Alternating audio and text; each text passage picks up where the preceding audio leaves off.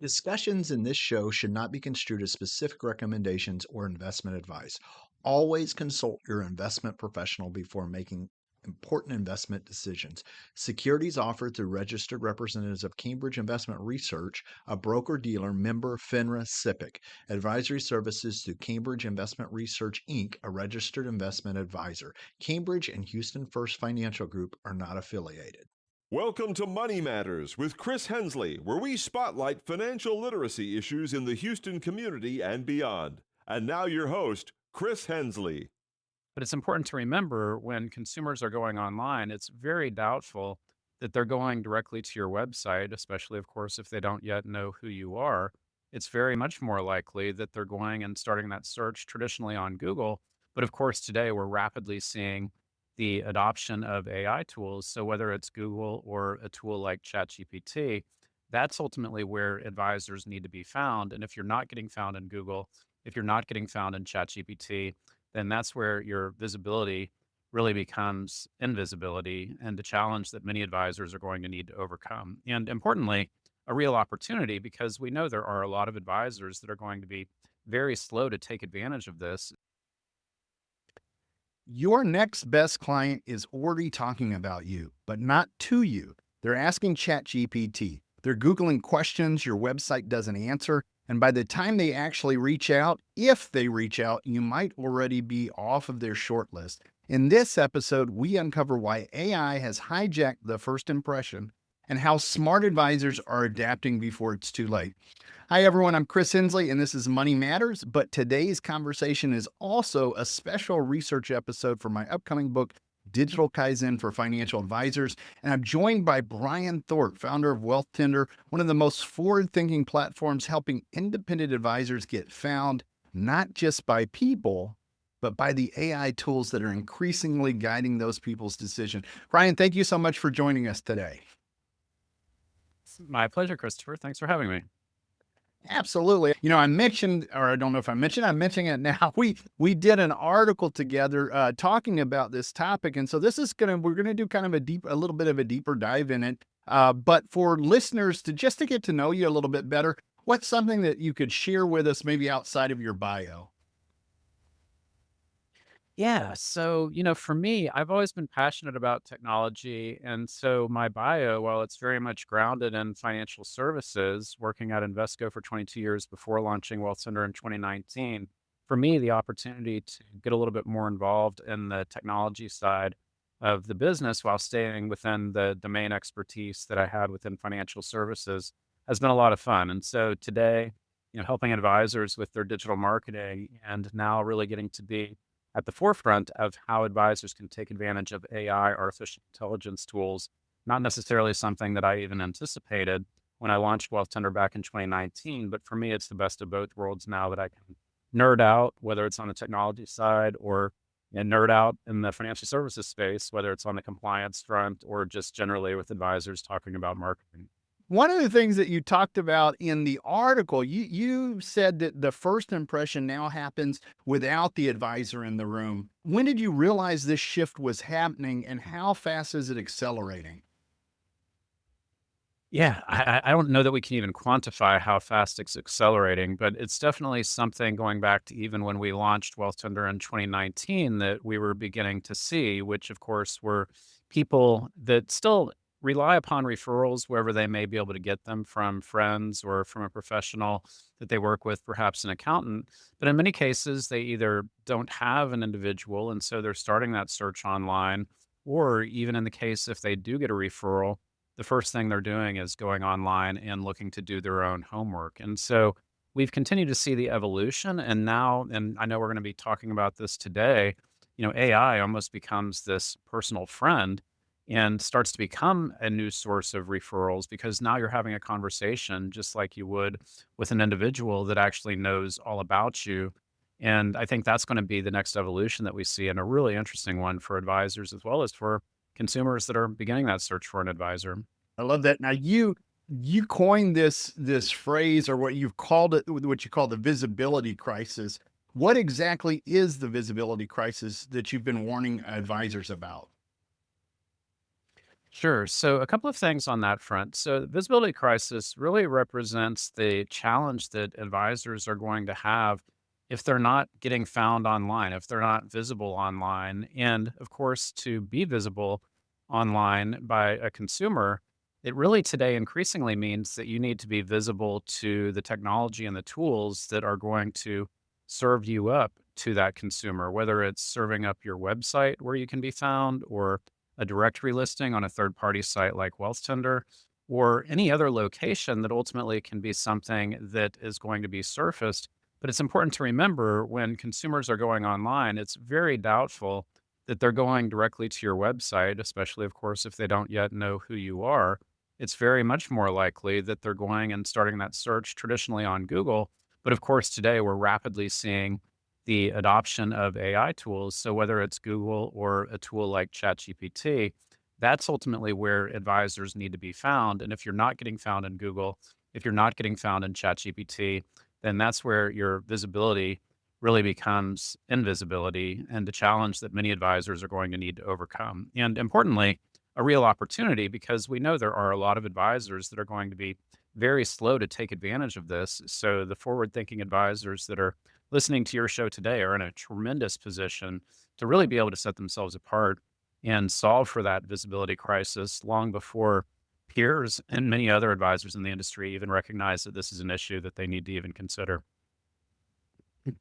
For sure. I mean, when we did the article together, as you kind of explained it, I was like, oh, here's this problem I didn't even know I had as an advisor, right? We just got our head wrapped around SEO. I mean, actually, it's been a long time coming, but Yeah. to realize that, now we're at a different point. And I know advisors, this will speak to them as they're listening to the show, but even for our consumers, clients that are listening to the show, you've got people who are like, I'm not going to get involved with AI. And if we think about in the last 6 months, our cell phone, we just start every time we get an update, there's another little piece being added there. Now Google AI search there. I don't want to say the G word or my phone might turn off here, but whether we're ready for it or not, the AI search stuff is here, and it's here pretty darn fast.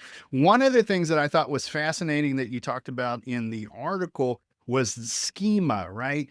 For advisors who aren't tech savvy or trying to play catch up here, can you explain what schema markup is and why it matters so much for right now? Sure. So, at its essence, schema is code behind the curtain of any website or web page that is structured in a manner that makes it much more easier and much more likely that tools, including traditional search engines like Google, but increasingly tools like ChatGPT, Gemini, these next generation of AI tools, can very easily identify and understand what content represents on a page. And so, as an example, with Wealth Tender profile pages, where we feature advisors and a lot of great information about an advisor, their bio, their firm on their web page, or on their profile page on Wealth Tender, including their address, location details, et cetera. There's what's called financial services schema, where all of that information that I just mentioned, we're organizing that in the back end to ensure that the AI bots, that the search engines are able to understand: A, this is a financial advisor; B, this detail in these particular sections of the profile page represent these particular elements or features or services that an advisor provides. And so that's really at the core. Nothing that's visible on the front end. So the consumer, the person that's visiting a web page like a Wealth Center profile with schema, or it could be an advisor's website with schema, or any number of other websites that incorporate that schema design. The individual on the front end that's visiting that site, they're not going to know that schema exists. So it really is just entirely on the back end. But with proper coding, now you're really ensuring that whether it's an individual, human, visiting your profile or visiting a website, or it's a bot, that both are having a great experience and very easily able to collect and gather the information that they need on the first try. Well, so what I like about Wealth Tender and what you pointed out in the article was that you guys are already there. You're already solving this problem that advisors didn't even realize they had, right?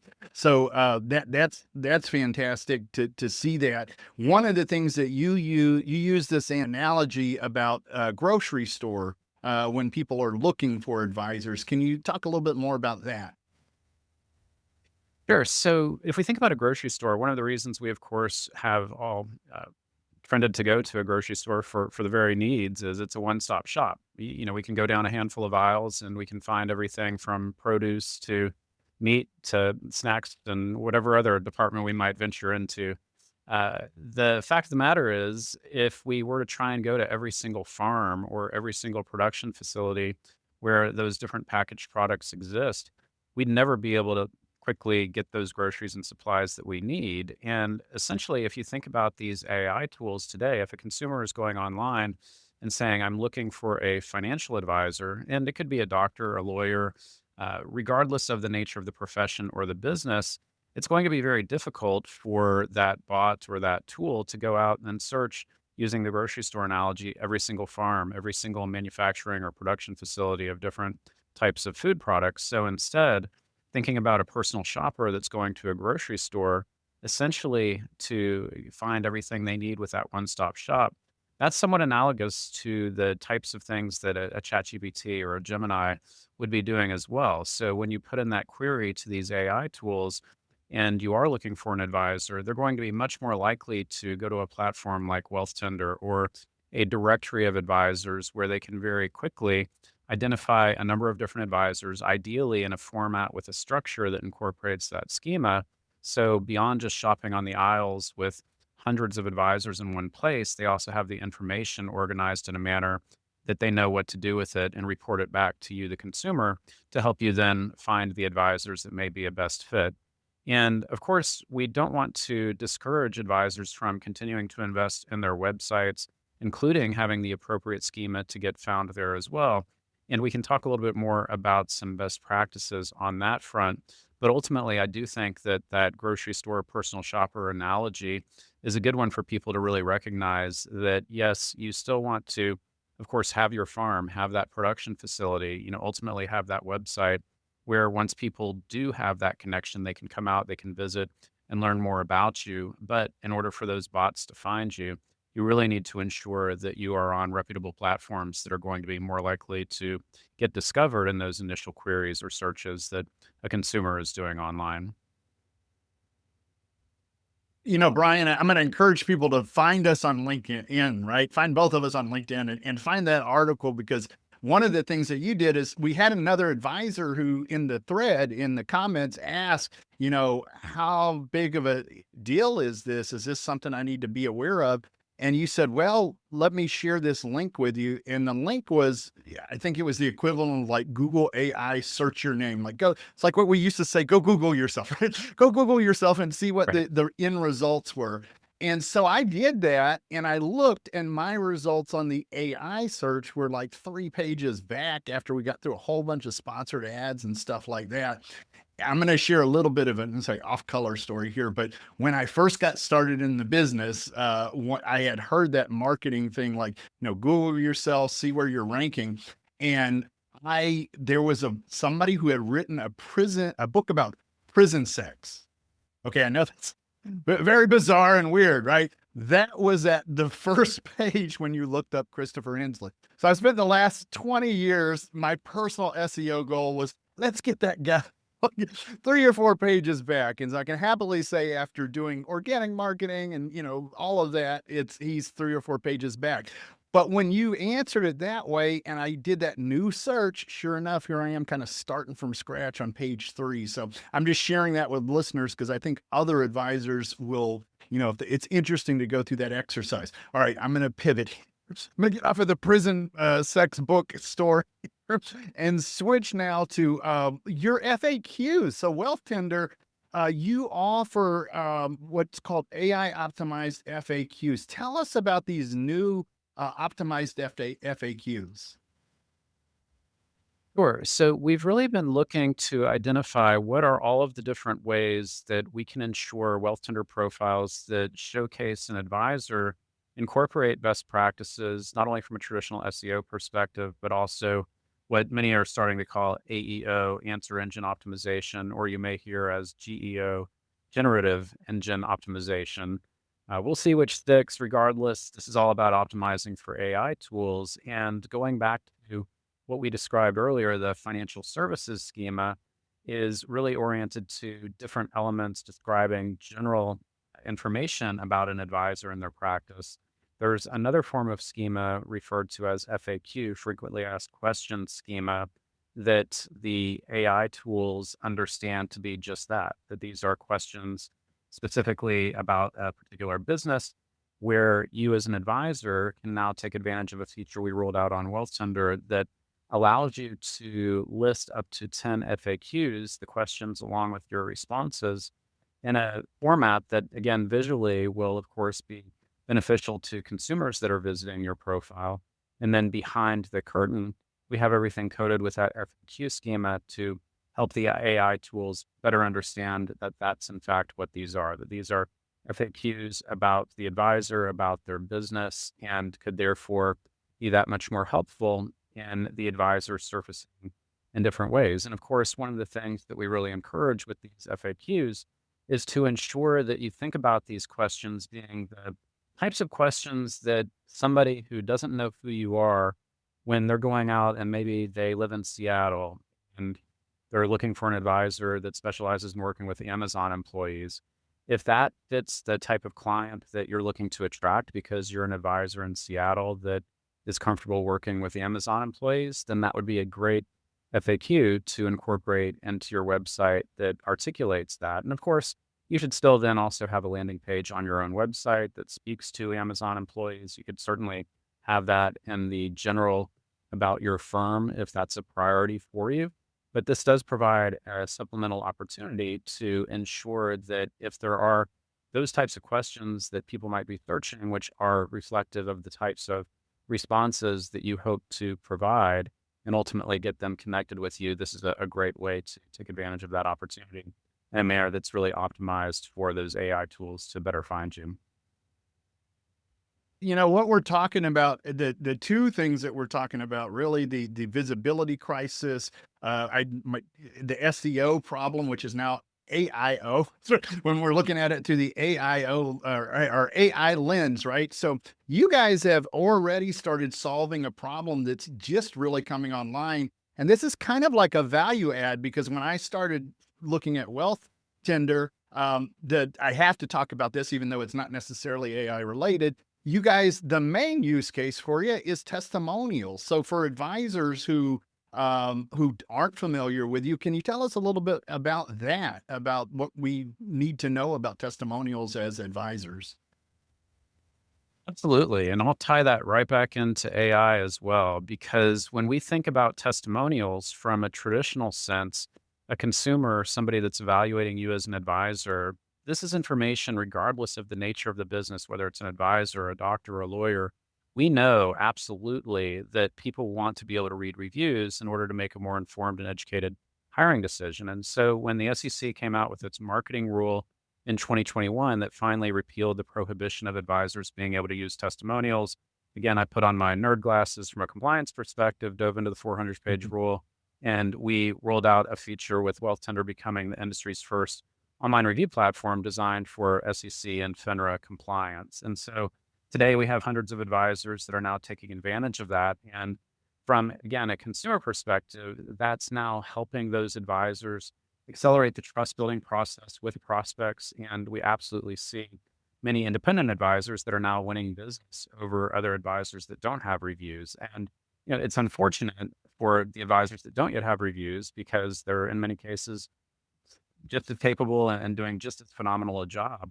But ultimately, this is that impactful that prospects want to see that information. And so we're really eager and excited to help more advisors be able to take advantage of that. And again, really doing so with an approach that positions us as the Boy Scout in the industry from a compliance perspective. Now, to tie that into AI, there's also what's known as review schema.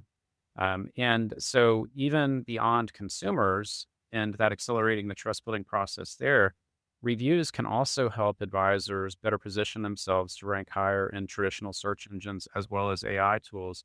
because those reviews with the proper schema in place are sending positive trust signals to Google's algorithm, to ChatGPT's algorithm, and letting those algorithms understand that, hey, there are people that have worked with these professionals that are saying positive things, assuming you have 5-star reviews, and they're also able to contextually understand what's being conveyed within those reviews.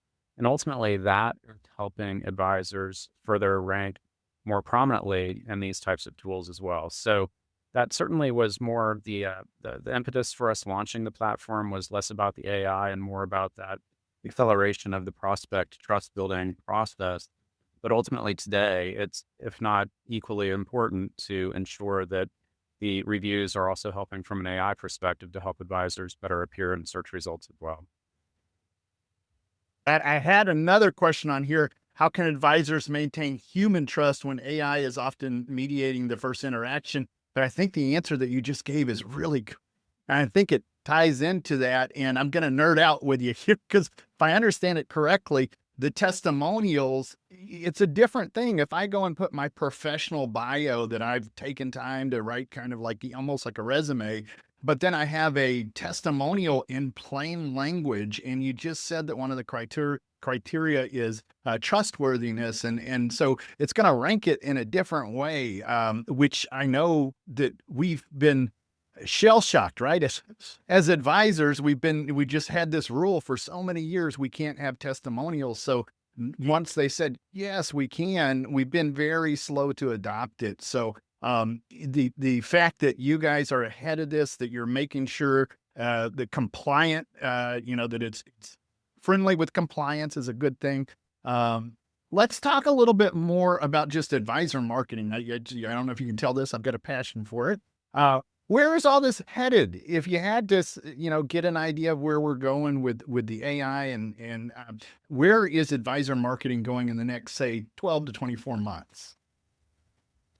Yeah, and I think it's going to be really interesting to see the evolution. And we do have a new study coming out that will be able to share some additional insights. And one of the questions that we asked 500 US consumers, adults with at least 100,000 in annual income, was what it is they are comfortable with from an AI perspective in terms of their relationship with a traditional financial advisor. And already today, not only are we seeing that 25% of consumers looking for an advisor are turning to AI tools like ChatGPT to find them, but they also indicated that they're very comfortable with AI being utilized in a number of use cases. And of course, you see a higher comfort level with some more administrative items, such as, yes, I'm comfortable with the advisor utilizing AI tools to record our meetings. And yes, I'm interested and comfortable with the advisor using AI tools even for financial planning.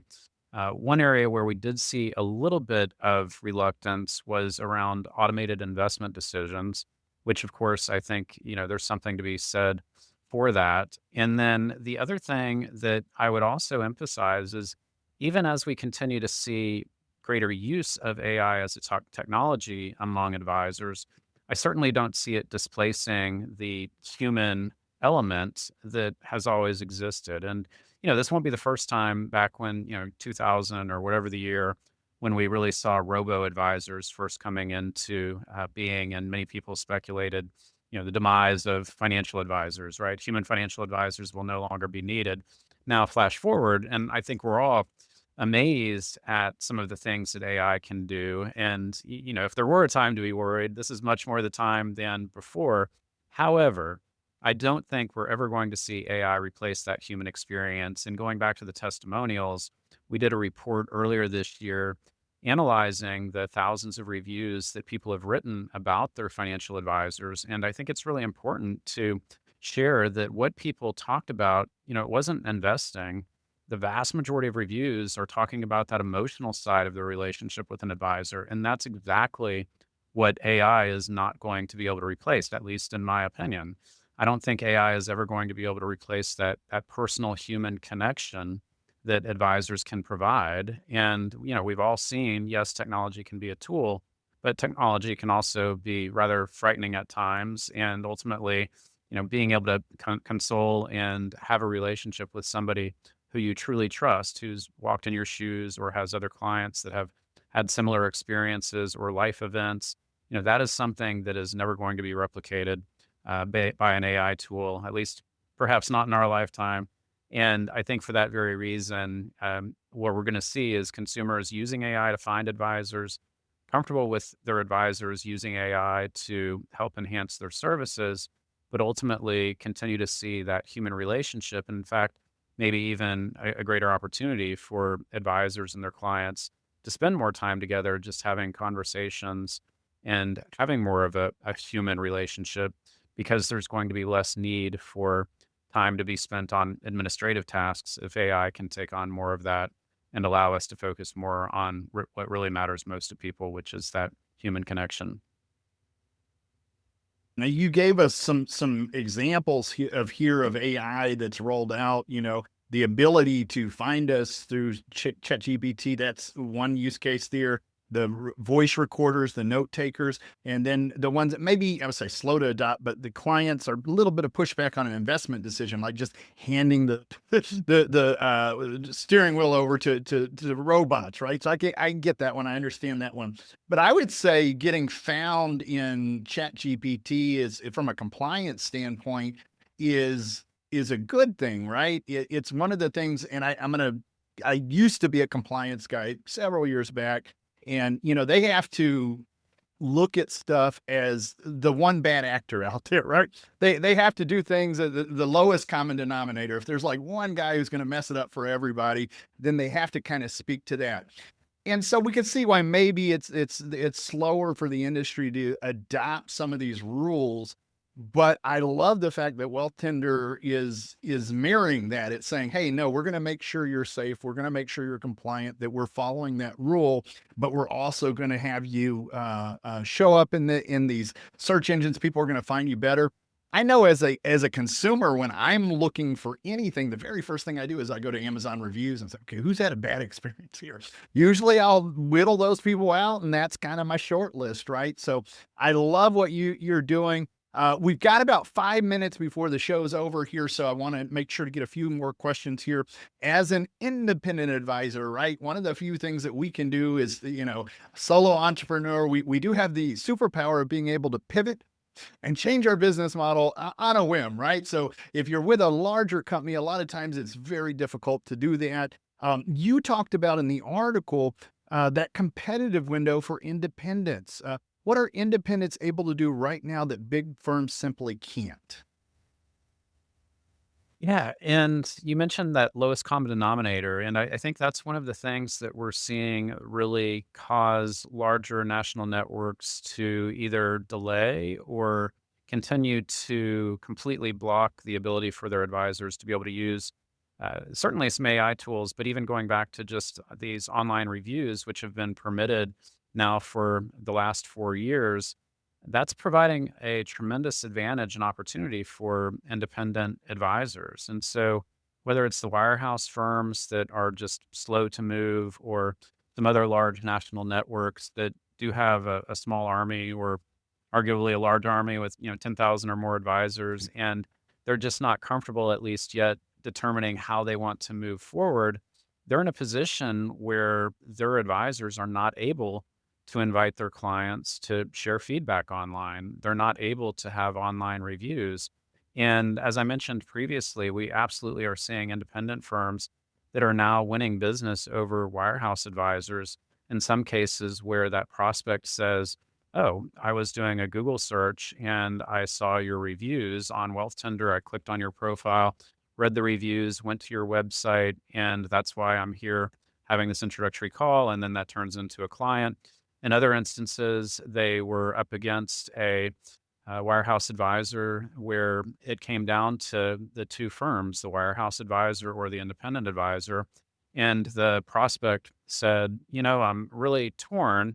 The advisor at this very large household brand name wirehouse firm is telling me about all of these services that they offer. And of course, I've known of them forever, but you work with this independent firm. And how do I know that I can really trust you?" And that was the trigger that the independent firm said, "Well, why don't you take a look at our reviews on Wealth Tender? And if you're able to compare that to the reviews of the wirehouse advisor, let's then have a conversation about that. And two things then occurred. The prospect doesn't find any reviews for that wirehouse advisor. And then, of course, starts to see the glowing reviews and what all of these clients that have been working with that particular advisor for, in some cases, a couple of decades, had to say about their experience. And then that prospect became a client, moved over $1 million the next day. So there are absolutely some tremendous case studies and examples that we're now seeing of independent firms that are, by virtue to your point of being able to be more nimble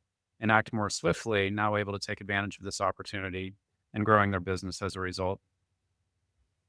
I love it. If you're a new advisor getting started in the business, I always think of it this way. You could be the best financial advisor in the world, and if nobody knows about you or how well you job you do, it's crickets. Nobody's ringing the phone, right? So I think the idea of testimonials, whether it's from your existing clients that can share that experience with others, it's a very helpful thing I know it is with me when I'm making a buying decision there. Okay, Brian, we're right here. That was a quick 30 minutes. We could sit here and talk for all day. For people who want to find out more about Wealth Tender, where is the best place for them to look? Well, because we've really done our own efforts on SEO and AEO, I'm happy to say if you just type the words Wealth Tender, it's going to take you right to our website, whether you put that in ChatGPT or Google, but it is wealthtender.com. And I'm also always happy to jump on a call. My email is Brian, BRIAN, @wealthtender.com if you want to shoot me a note. Or again, if you go to the website, you'll find where you can schedule time if you're interested in getting to know a little bit more about what we just want to have a sounding board and a brainstorm session to nerd out, whether it's on the engine optimization, AI topic, SEO, or anything else where I can be helpful. Brian, have a good rest of the day there. Thank you so much for being on the show today. My pleasure. Thank you again, Christopher.